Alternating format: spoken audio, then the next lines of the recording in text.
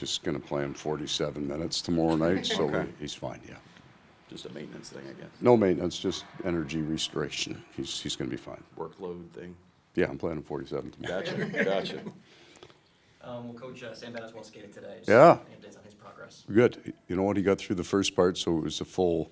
He had all his gear on and got a bit of a tug here today. If he feels as good as he feels right now tomorrow, we'll get him into a version of what we'll have for a morning skate and then start building. And now here we are. Team's hopping on the plane here soon. We talked about this excitement buildup. Yeah. Right now, actually getting to Boston. Well, it feels like it starts now, right? So you do hours of video with the guys. You do all of that in pre-prep, and then now we get to just hockey and tight meetings and go out and play. So everybody's excited to get on that plane because it starts then. What does it mean to not really be back into the playoffs here, but like you said, fighting all the way to the end, 6-1-1, and all the stars are red hot, just to go in on this high note? Yeah, we're going in with some scars, which is good, but they've healed, right? We survived them. We had some tough stretches this year where there was a lot of mental toughness needed. That's what this series is going to be all about. You're not controlling the whole series. We're not coming in and dominating the Boston Bruins. They're gonna have their attacks and they're gonna have their zone time, and we got to survive them. And nobody's looking for straight here. We'd be real excited to go 7 games if we could with these guys. So handling those kind of grinds and those the situations when you're not in control, and then we found a way to fight back to get control toward the end. So we've got some miles on us. It's a good way, and then we're rested and ready. A lot of times you hear people say throw out the regular season once you get to the playoffs, but at the same time, you guys were one of 2 teams that beat them twice. Does it just mean something mentally when the guys get on the ice, they look across the ice? Yeah. We have beaten these guys. I think you throw the regular season out because you're tracked for 82 games, right? There's the standings, and you're constantly watching that, and we all start at zeros again. So that's everybody. If you had an average year, you could be a star in 3 games, right? You can change your fortunes. It's true as a team as well, right? You can find that extra bit of energy and that extra bit of positivity, and you can build off that. Even on games that you don't win, you can get stronger as the playoff goes. We've had those conversations. We've had those nights where we had to win the game. And find another level. And that's what the playoffs is. You build. You try to get better every single day and every single game. How important, Ed, we've talked about it so many times, but staying out of the box, especially against this team. Yeah. Their power play, so dangerous. Yeah, I think the advantage, statistically, power plays, both teams got really dynamic power plays, but their penalty kill is elite, right? And that's an area, our penalty kill in the last 5 or 6 games has gotten a lot better, but over 82, that's where the aberration really between the 2 teams is that their penalty kill is world class. So we do have to stay out of the penalty box because we may not get quite as much action on our power play. If it's even in penalties, that's to their advantage in some ways because their penalty kill is so strong. So it's discipline is critical, but at the same time, we have to have a certain amount of attack in our game. And you talked a little bit yesterday about the defense. You're going to have to block shots against these guys. Yeah. You guys probably have the advantage when it comes to offensive chances, but Yeah, they bring quality to the game, don't they? Yeah, that's a depth thing because you've got a Hart Trophy winner playing in the 3-hole. So there's a depth component to that. I think their back end scored 36, our back end scored 52. So we can score goals. We won't score as many no team scores as many against Boston as you'd like. And that's, we've got to scratch and claw for the defensive side of the game to kind of bring that to even. I think we'll generate. Kind of on that depth, Ryan Lomberg, he played all 82 games this year. Yeah. The guy's had some good playoff moments. Just having him down in the bottom half, the guy seems like he's getting a ton of chances right now. Yeah. How valuable is a guy like him? Well, you look at his career, right? He's in and out of the lineup at times, in and out of playoff games, and he may well have spent more time in our top 9 than in our top 12 this year with the injuries that we've had. And then he got to a point that we just kind of assumed his game, which is a real compliment to him. We had a pretty darn good idea how Ryan was going to play every night because he did. He's got a good set of hands. The goal he scored the other night, bar down. He can do that. I think playing with Eric Stahl and the ability to use the back of the net has been great for him. But he's a top 9 guy for the Florida Panthers right now, not by default. Because of what he brings, that speed, because of the other pieces that we have on our top 9, what he does has become more valuable to us. And he's a legitimate top 9 guy. From day one, we're talking about getting you guys ready for playoff-style hockey. Do you feel like you guys are where you had kind of hoped you would look like? I'm going to say yes because of our January and our final push in March. We had to. that piece in January to me, and we talked about this in the room, was one of the most critical pieces for our franchise. And I truly felt it would be part of defining us for the next 5 years. I really felt that way because it was so hard and we were banged up.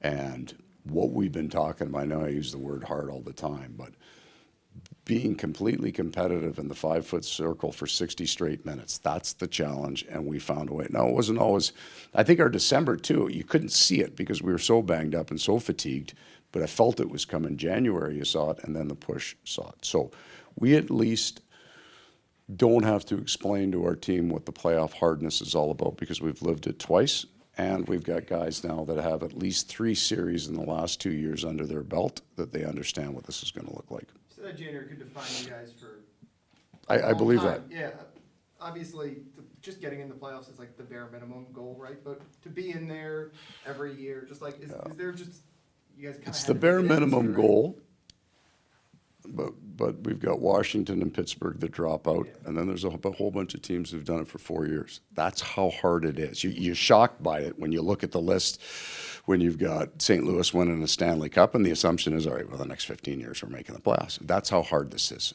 And that, I think sometimes it gets minimized and it causes the problem for some teams. Oh my God, we're out of the playoffs. This is terrible. Instead of, we're 2 points out of the playoffs, it's really hard to get in. We better go. And I felt we did that. The assessment of this group, kind of going from a soft, skilled team over years, which is true of all kind of teams. They usually play, they have rough seasons, they draft high, they get skilled players in. It's not nearly as hard as it needs to be. They go through the phase, they learn hard, and then they become a really good team. So I think we're moving along. I think this playoff series, I feel, is kind of like that January. Learning how to play as hard as we're going to need to play to compete in that is important for our team, but it's a great assessment for the individuals as well. Right? We're going to get to see the guys, how they look in the heaviest probably of all series in this league. This is going to be a battle. We're going to get a great indication of where our players are at. And Matthew Tkachuk, he's not a soft-skilled player, is he? No, and that's what makes him so very special is his ability to do all those heavy things in hard areas. And he's also going to be a keyed-on guy now, right? You get into a playoff series and it's a different because the matchups change. You get the same set every night. You get the best players. Now, he would get the best set. You know, but when you're split with Tkachuk and Barkov on different lines, there's a challenge. You get into a depth there. They've got their 6 guys they're comfortable playing on the back end, so they'll key on our top players. We'll key on their top players. He's good. But more traffic is better for him because he can make plays out of traffic. He can find people away from him because he's not afraid. We were told, we talked about this in June, July, whenever it was July. He's built for this time of year, correct? He's built for it because he practices it every day. He's a little bit like that, you know, like there's going to be a bunch of third-line guys that score in the playoffs. There always is. Sure. And you say they elevate their play. Actually, they don't. They've been playing that because to stay in the league, they got to play that game for 82. So nothing actually changes for them. They go to the net every time anyway, and they can start scoring goals. So I would say that about Matthew. He plays the exact same game for 82 that he's going to play here the other night. Nothing changes for him. You know, the idea when they brought him in was that he would maybe rub off kind of on some guys too. Obviously, you weren't here last year, but have you seen that this year where guys are taking on his attitude? Well, I mean, obviously, you guys have played that way too. We've learned to play way harder, right? November was the disappointing month for us. And we lost Sasha in that stretch. I understand that. And there were some other things about our game that I don't think were. I think we played better than necessarily our record said, but that was the last bit of soft hockey that I thought we played. It's not, and that's an unfair word to the team. It's the last bit of hockey where we relied purely on the offensive breaks in a game to win. That's a better way of putting it. It's not soft, but when you're only playing with your puck game, you're not really playing with any defensive mindset. I thought we really got better at it in December, but you couldn't tell because we went a month without 2 days off at home. We were all over the place. Barkov went down, Lundell went down, Gudis went down. Our goaltending was definitely in flux, to say the least. And then in January, we got hurt. How'd Alex Lyon look today to you?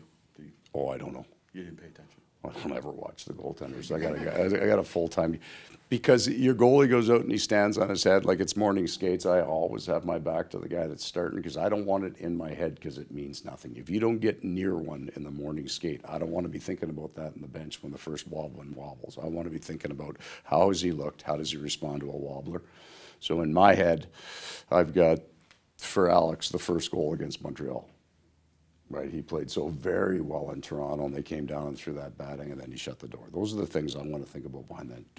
I've got a fairly good read on this guy, even though he hasn't played a lot, of what he looks like and what my expectations would be, and none of it comes from practice. The two guys that played in that, they worked their asses off in practice. So like Bobrovsky is a hard-working practice player, and so is Alex. So I don't pay any attention to what they do. I really don't know what they do. The hell, I don't know why they do it. I did think that today when Lombard lit that one up from about 15 feet on Bob, and he stood right in front of it. I thought, why would you play goal?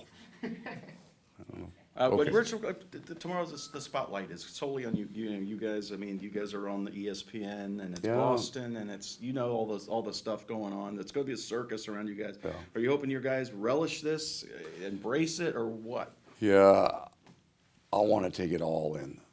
The nervousness, all of it.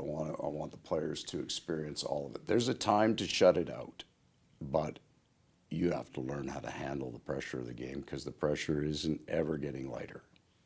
It's more. There's more in game 2 than game 1 in the first round, and that will build hopefully for 2 months. So, yeah, take it all in, man. You be nervous. Have the butterflies, and then learn how to deal with that and get back to the basics of the game. Right. So there's a time to shut some things out, but first game, take it in. Let it fire. I mean, again. you guys are landing in Boston, and it's already like a holiday. It's on, man. Yeah, it's Mardi Gras. I mean, if we could have done this on March 17th, that'd be the only way to make it bigger. Right?